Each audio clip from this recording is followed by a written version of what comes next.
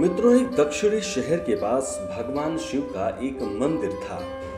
वहां एक पवित्र ऋषि रहते थे और मंदिर की देखभाल करते थे। वे भिक्षा के लिए शहर में रोज जाते थे और भोजन के लिए शाम को वापस आते थे। वे अपनी आवश्यकता से अधिक एकत्र कर लेते थे और बाकी का बर्तन में डालकर गरीब मजदूरों में बांट देते थे, जो बदले में मंदिर की सफाई करते थे और उसे सजावट का काम किया करते थे। उसी आश्रम में एक चूहा भी अपने बिल में रहता था और हर रोज कटोरे में से कुछ न कुछ भोजन चुरा लेता था। जब साधु को एहसास हुआ कि चूहा भोजन चोरी करता है, तो उन्होंने इसे रोकने के लिए सभी तरह की कोशिशें की। उन्होंने कटोरे को काफी ऊंचाई पर रखा ताकि चूहा वहां तक ना पहुंच सके, और यहाँ तक कि एक छड़ी के साथ चूहे को मार भगाने की भी कोशिश की।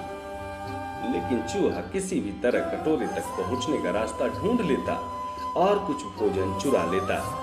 एक दिन एक भिक्षुक मंदिर की यात्रा करने के लिए आए थे, लेकिन साधु का ध्यान तो चूहे को डंडे से मारने में था और वो भिक्षुक से मिल भी नहीं पाए। इसे अपना अपमान समझकर भिक्षुक क्रोधित होकर बोले, आपके आश्रम में फिर कभी नहीं आऊंगा, क्योंकि लगता है मुझसे बात करने के अलावा आपको अन्य काम ज्यादा महत्वपूर्ण लग रहा है। साधु विनम्रता पूर्वक चूहे से जुड़ी अपनी परेशानी के बारे में भिक्षुक को बताते हैं कि कैसे चूहा उनके पास से भोजन किसी न किसी तरह से चुरा ही लेता है। ये चूहा किसी भी बिल्ली या बंदर को हरा सकता है। अगर बात मेरे कटोरे तक पहुंचने की हो तो मैंने हर कोशिश की है, लेकिन वह हर बार किसी न किसी तरीके से भोजन चुरा ही लेता है।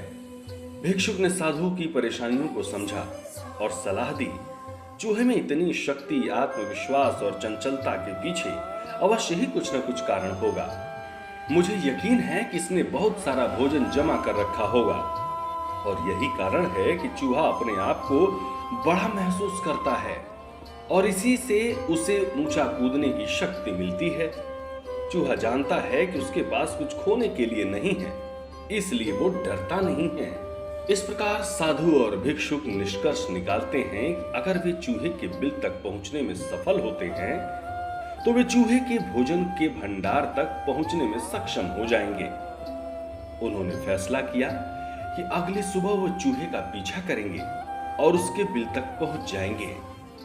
अगली सुबह वो चूहे का पीछा करते हैं और उसके बिल में प्रवेश द्वार तक पहुंच जाते हैं।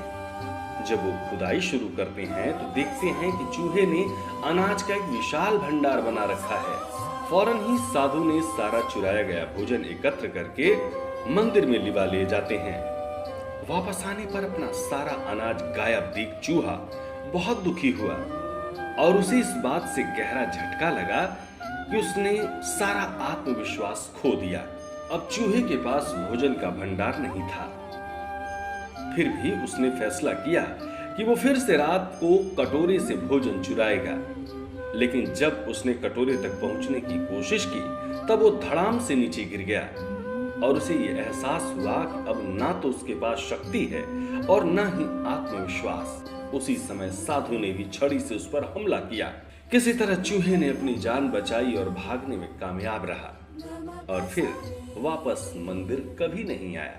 मित्रों, यदि हमारे पास भी संसाधनों की कमी ना हो तो हम में से भी अद्भुत शक्तियां और आत्मविश्वास की कमी कभी नहीं आ सकती।